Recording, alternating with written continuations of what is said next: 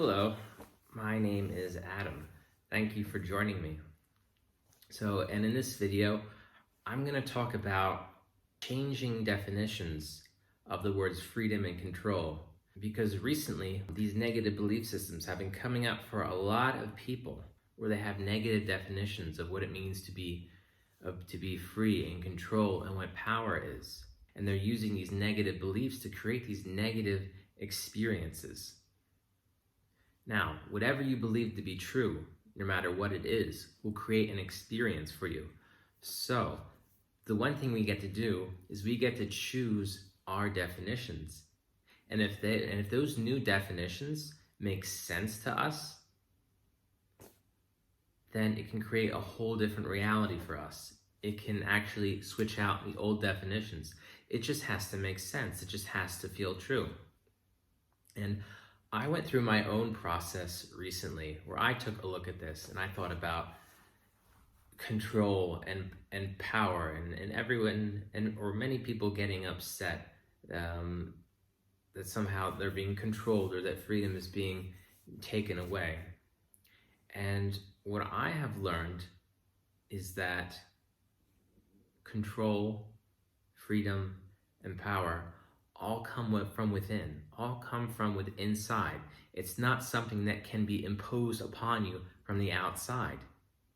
Now you can create an experience that it is, but you have to surrender your freedom first. You have to surrender your power. You have to surrender your control. However, I noticed I had these kind of outdated old definitions that were passed down through society that you may have too. So let's take a look at them. The first one is control.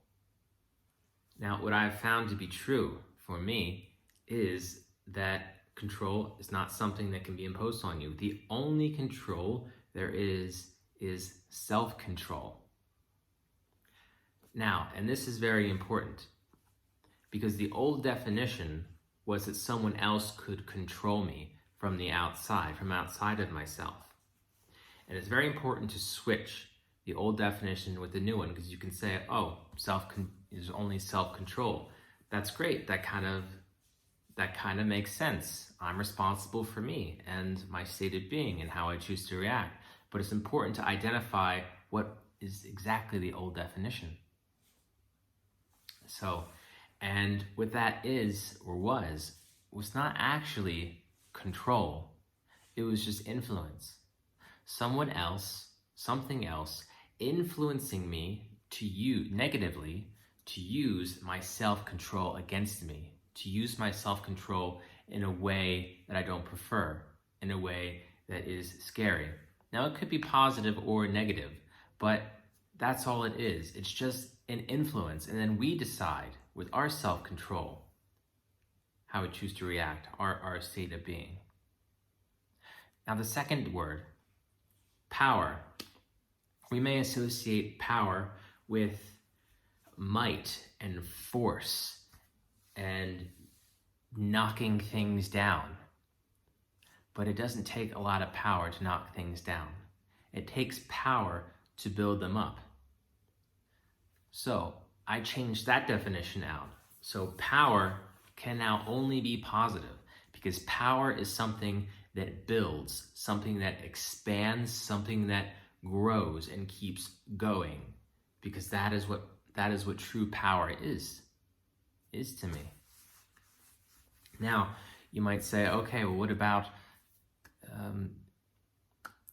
the head of a regime somewhere? They are the ones in power.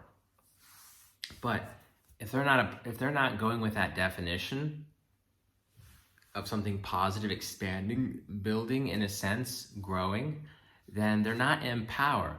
They're actually in panic. So that's the true old definition, we can say. They're not in power, they're in panic. And they're in panic because they're trying to control everything with fear. And they're in panic because they know they can't really control, because it's not something you do to the outside. As we said before, control is something within. So when you flow your energy through you, when you act act passionately about things, when you express yourself, this is you being in power or empowered. That's what that word means, because it's something that expands, something that grows, something that flows up and outward.